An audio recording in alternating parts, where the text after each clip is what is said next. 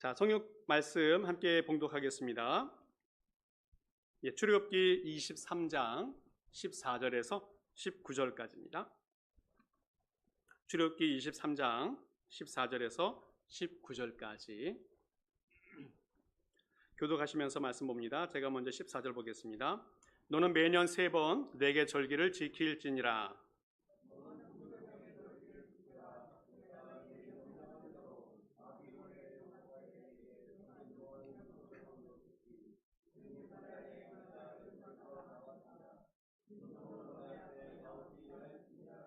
맥추절을 지키라. 이는 내가 수고하여 밭에 뿌린 것에 첫 열매를 거두음이니라. 수장제를 지키라. 이는 내가 수고하여 이룬 것을 연말에 밭에서부터 거두어 저장함이니라.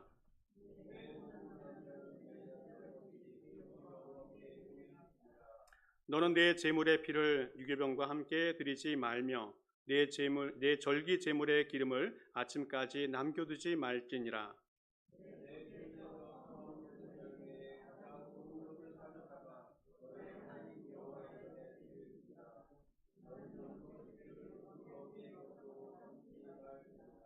아멘.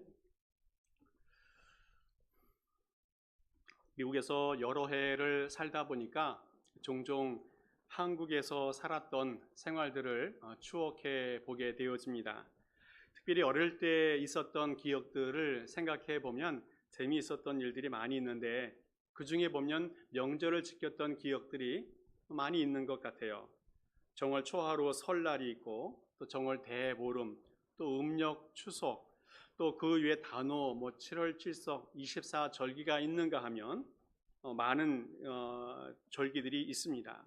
특별히 설과 추석은 온 가족들이 모이고 또 어르신들을 찾아가고 하느라고 온 나라가 시끌벅적한 그런 명절인 것 같아요. 그 날만 되면 맛있는 음식도 많이 먹을 수 있는 참 좋은 날이었습니다. 그리고 특별히 설날 같은 경우는 어른들에게 세배도 하고 오랜만에 용돈, 세뱃돈도 받는 그런 기쁨이 있는 그런 날입니다. 이 절기라고 하는 것은 그 가정이 그리고 온 나라가 하나가 되어지는, 정체성이 통일되어지는 계기가 되는 날이 그 절기라는 겁니다. 이런 절기 하나가 그냥 지키는 것이 아니라 그 가족이 하나 되어지고 그 나라가 하나가 되어지는 아주 복된 날이 될 수 있다는 거예요. 뿐만 아니라 이스라엘에도 명절이 있었는데 오늘 성경 말씀 보아도 큰 명절 3개가 나옵니다. 무교절, 맥추절, 수장절. 이 날들은 모두가 다 예루살렘 성전에 가서 절기를 지켜야 하는 그런 의무가 있는 날들이 이 날이 되어지겠습니다. 먼저 절기를 잠깐 보고 또 맥추절에 대한 의미를 나누어 보았으면 좋겠는데, 먼저 무교절은 이름 뜻대로 없을무, 그 다음 누룩교자입니다. 누룩이 넣어 있지 않은 빵을 먹는 절기라고 말할 수 있겠습니다.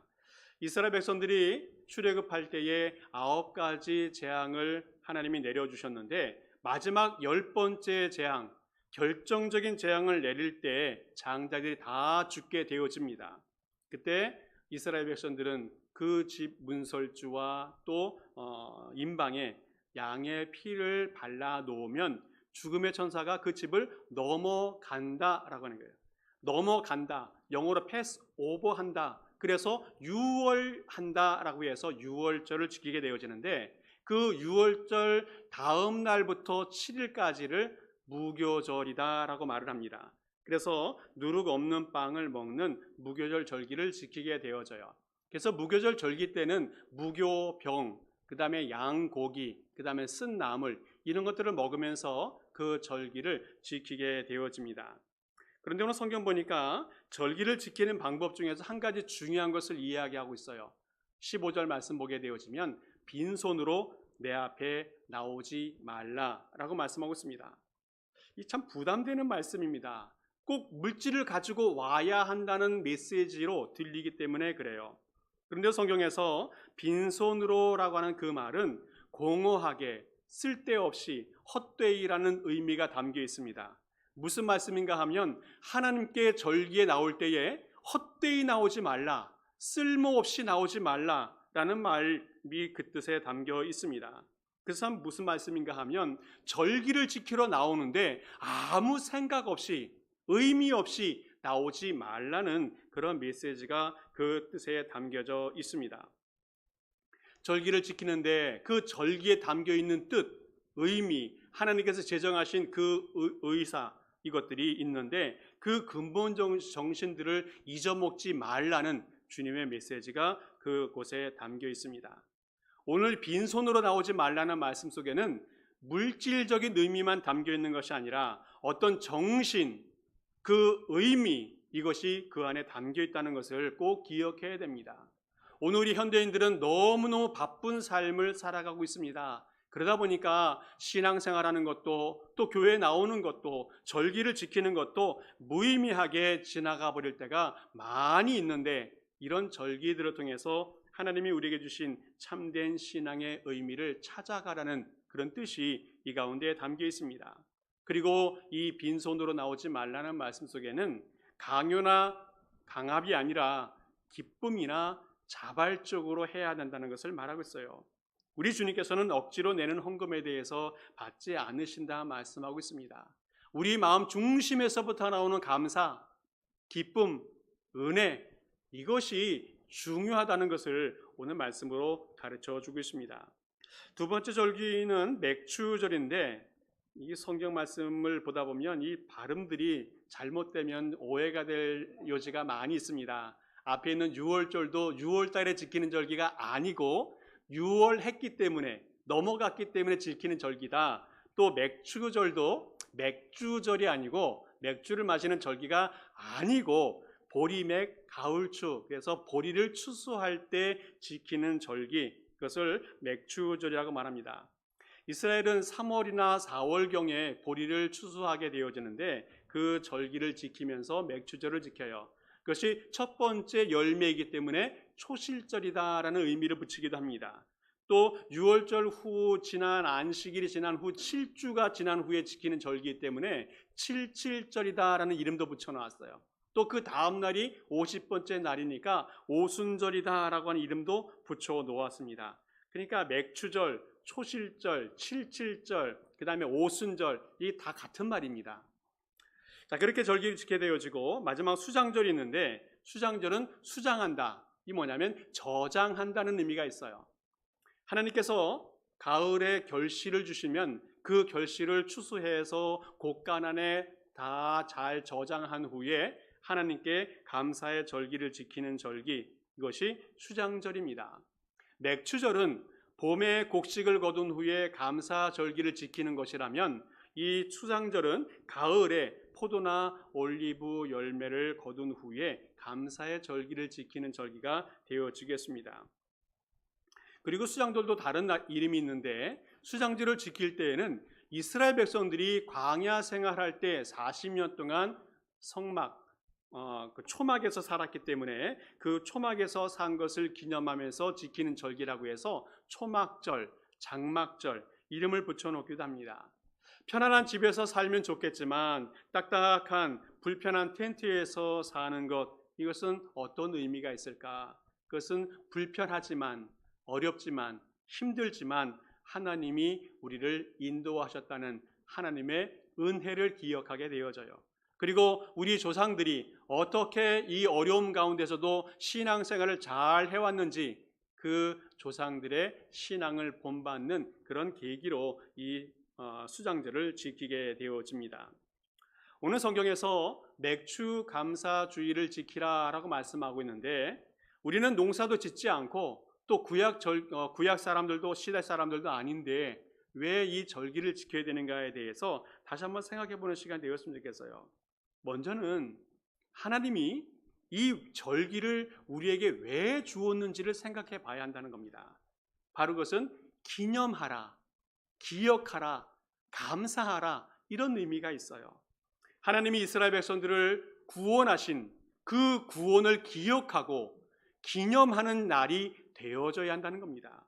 그리고 기억하는 것으로 끝난 것이 아니라 그 기억한 후에는 하나님의 은혜에 감사하는 날이 되어져야 된다는 거예요. 우리도 해마다 생일 지키고 결혼기념일 또 축하할 날들을 많이 찾아서 절기를 지키지 않습니까? 왜 그렇습니까? 기억해야 되니까. 그리고 그날이 좋으니까.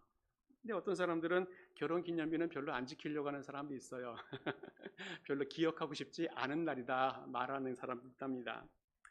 우리 신앙생활도 마찬가지예요. 우리 신앙생활 속에서도 많은 기념일이 있는데 그 기념일을 기억하고 감사해야 한다는 겁니다.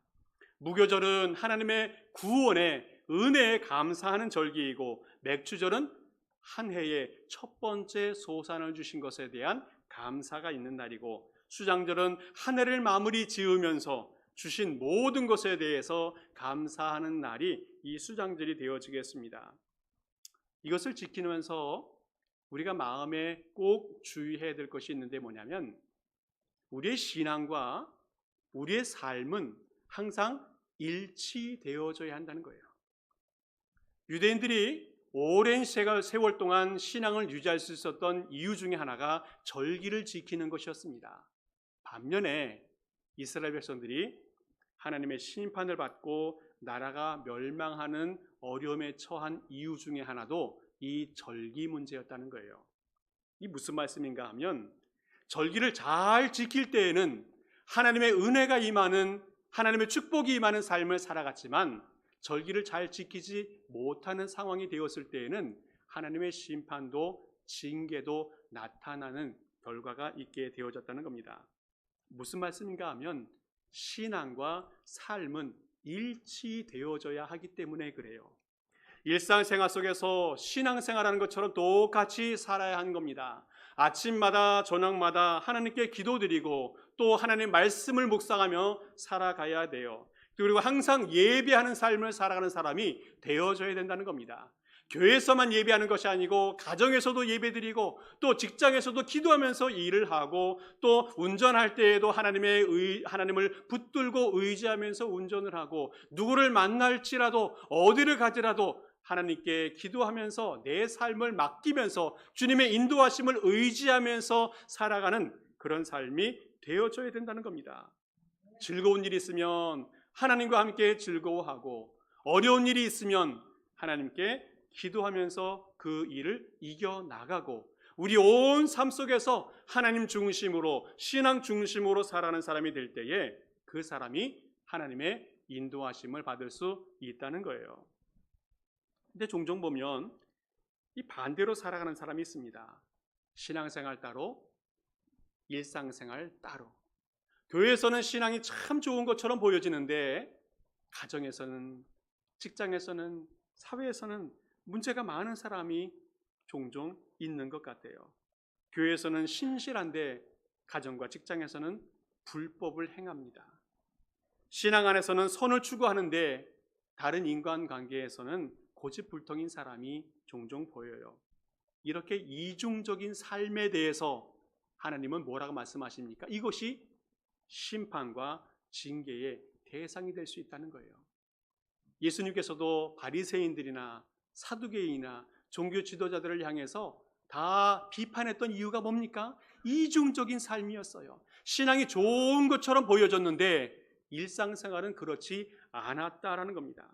그것을 예수님께서 얼마나 많이 지적했습니까? 그런데 오늘 이 절기를 지킨다는 것은 신앙과 일상을 연결시키는 그런 기준이, 수단이 될 수 있다는 것을 꼭 기억하면 좋겠습니다. 일상생활 속에서 잊어버렸던 하나님의 은혜, 잊어버렸던 하나님의 능력, 하나님의 구원의 은혜, 이런 것들을 다시 기억하고 회복하고 또 감사하는 절기가 되어져야 된다는 겁니다. 무교절에서는 하나님의 은혜가 회복이 되어져야 되고, 맥주절에서는 주신 물질에 대한 감사가 회복이 되어져야 됩니다. 또 수장절을 통해서는 1년 동안 하나님이 주신 그 은혜를 돌아보고 온 삶이 하나님의 감사로 회복되는 그런 시간이 되어져야 된다는 겁니다.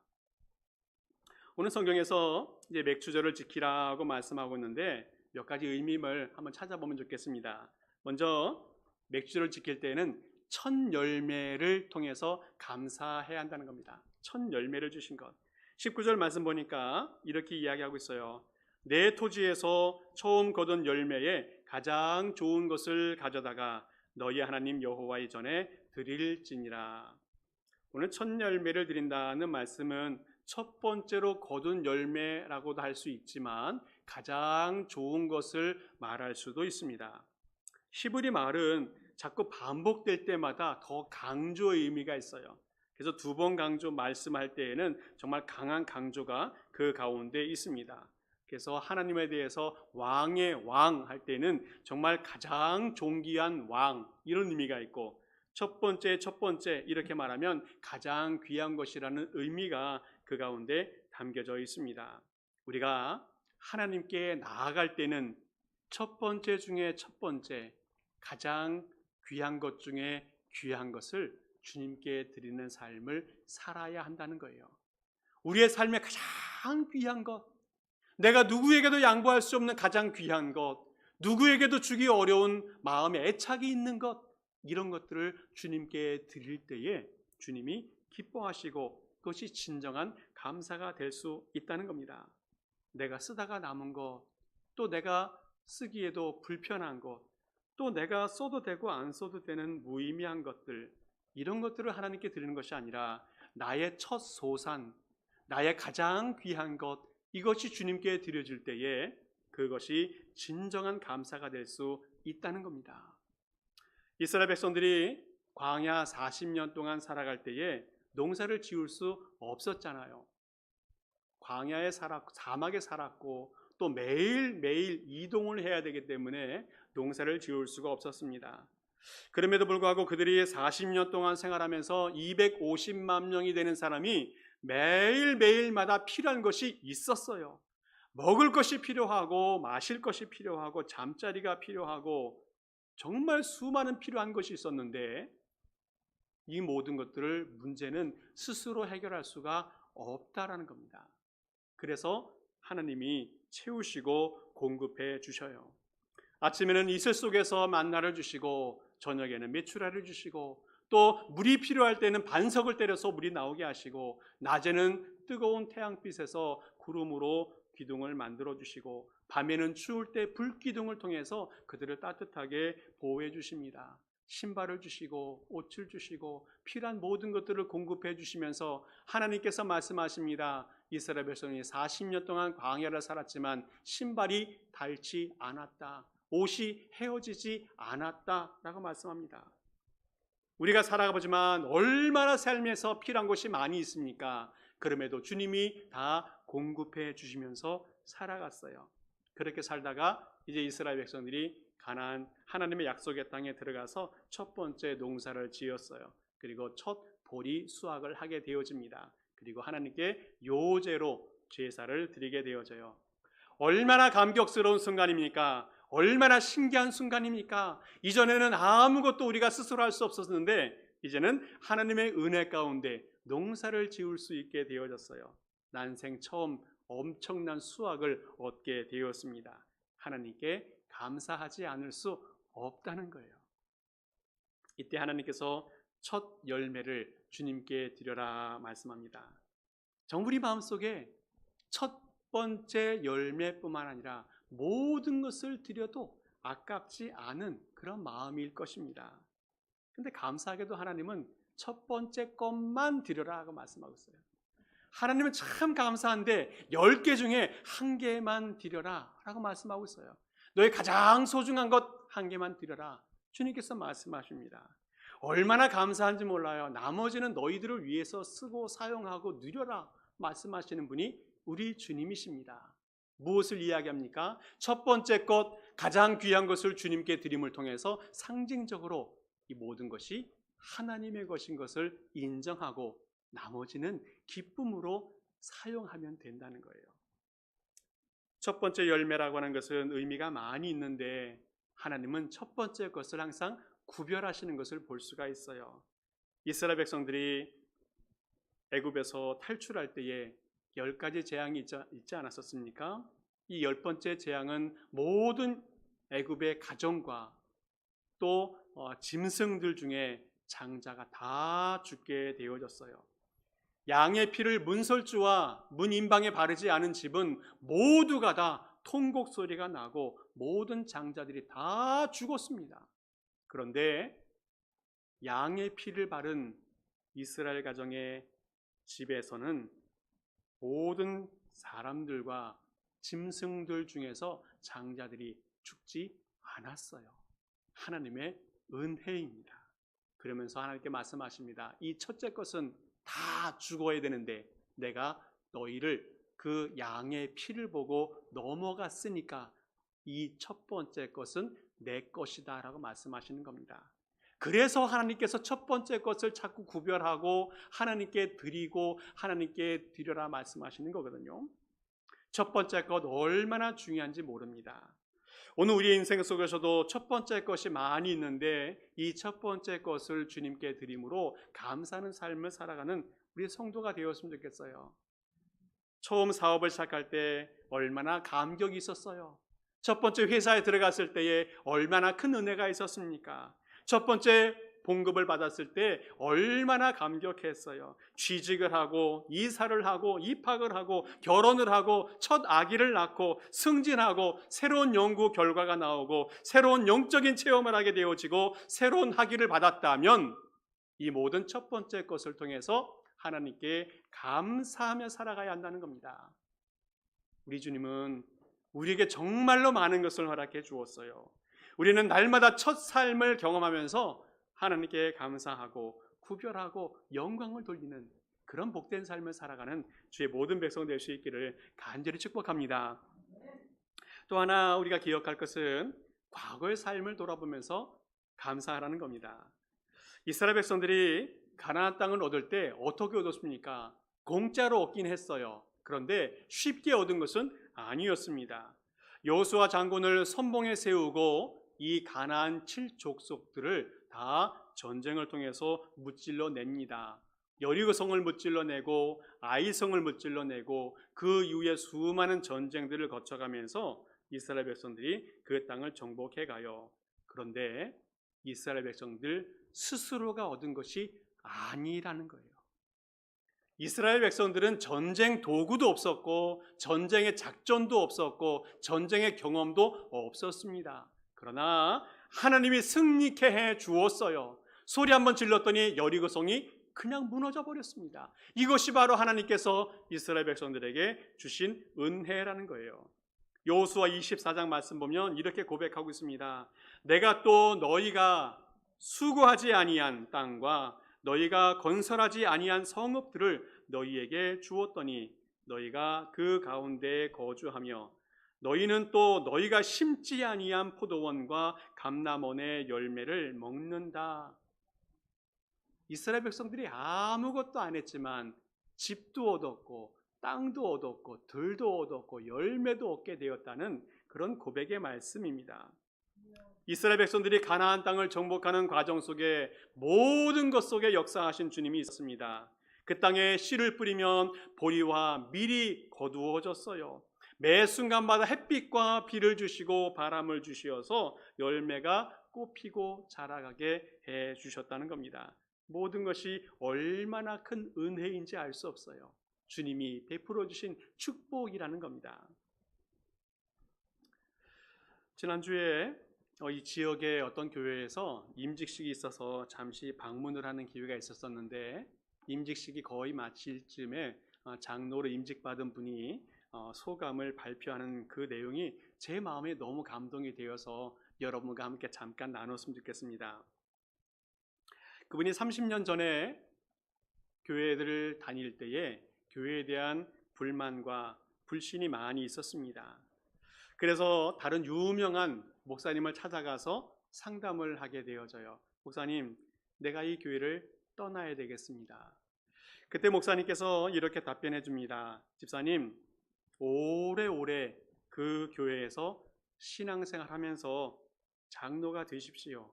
그리고 그 교회를 하나님 말씀과 또 바른 교회로 변화시켜 가십시오 라고 하는 권면을 받았습니다.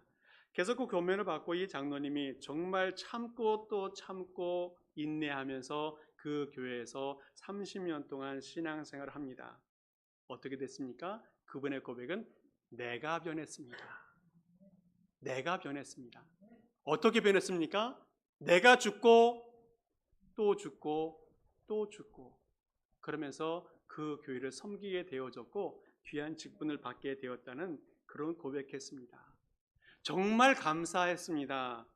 내 뜻대로 살아갔다면, 내 의지대로 살아갔다면, 또 내 정욕과 또 내 생각을 발표하고 또 적용하려고 했다면 얼마나 많은 실패와 넘어짐이 있었을까. 그런데 하나님의 은혜를 기다리면서 참고 또 참고 죽었더니 결국 하나님께서 승리케 하셨다는 겁니다.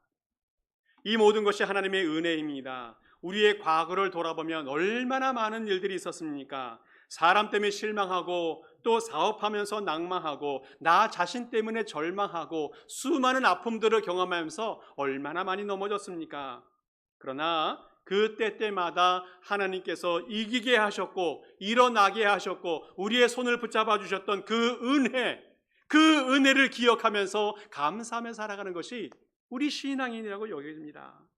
좋은 때도 하나님의 은혜였고 어려울 때도 하나님의 은혜였고 건강할 때도 하나님의 은혜였고 아플 때에도 하나님의 은혜였다는 겁니다. 오늘 우리는 그 은혜에 대해서 감사함을 가지고 살아가는 주님의 모든 백성 될 수 있기를 간절히 축복합니다. 마지막으로 또 하나 볼 수 있는 것은 여기까지 인도하신 하나님께 감사할 수 있기 바랍니다. 이스라엘 백성들은 가나안 땅에 입성한 후에 전쟁도 하고 또 농사를 지으면서 정말 열심히 살았어요. 열심히 수고하고 애쓰고 씨를 뿌렸습니다. 그런데 문제는 열매를 장담할 수 있느냐라는 거예요. 어떤 해에는 농사를 열심히 지었더니 외적이 침입해가지고 추수도 못했어요. 어쩔 때는 추수를 해놓고 곡간에 남아도왔더니 그 곡간을 쳐들어와서 다 뺏어갔어요. 외적들을 통해서 뿐만 아니라 천재지변을 통해서 농작물들이 얼마나 많은 피해를 입어지는 경험을 했는지 몰라요. 하나님의 도우심이 없다면 한 톨도 수확할 수 없는 것이 우리 인생이라는 겁니다. 모두가 다 하나님이 주신 것이라는 거예요. 그래서 하나님은 우리가 추수할 때 이렇게 살아라고 권면의 말씀을 줍니다. 뭐냐면 추수할 때에 떨어진 이삭은 줍지 마라. 반 모퉁이까지 악착같이 추수하지 마라. 추수한 후에는 뒤돌아보지 마라. 떨어진 거는 그냥 버려라 라고 말해요. 왜 그렇습니까? 가난한 사람들, 나그네, 고아, 과부, 들짐승까지 그 떨어진 곡식들을 통해서 배를 불리고 생계를 유지하게 하라는 추수의 법칙이 그 가운데 있어요. 주님이 주신 그 곡식들, 열매들, 그것은 하나님이 주신 은혜로 받은 것이니까 그 추수할 때에도 은혜의 법칙에 따라서 추수하라는 주님의 계명이 그 가운데 담겨져 있어요. 우리는 받은 것도 은혜이지만 줄 때도 은혜라는 것을 기억하면서 날마다 은혜로 살아가는 주의 백성 되길 바랍니다.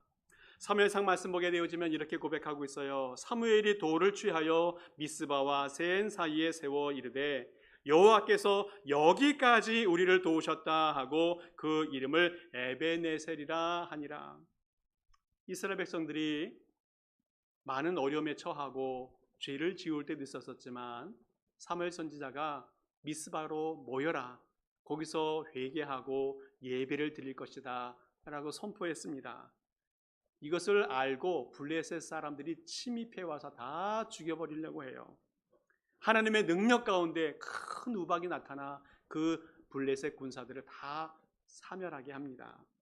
하나님이 그 주신 은혜를 기억하면서 기념하면서 돌을 세우고 돌 위에 기름을 붓고 그 돌 이름을 에베네셀이다. 하나님이 여기까지 우리를 도우셨다 고백하고 있습니다.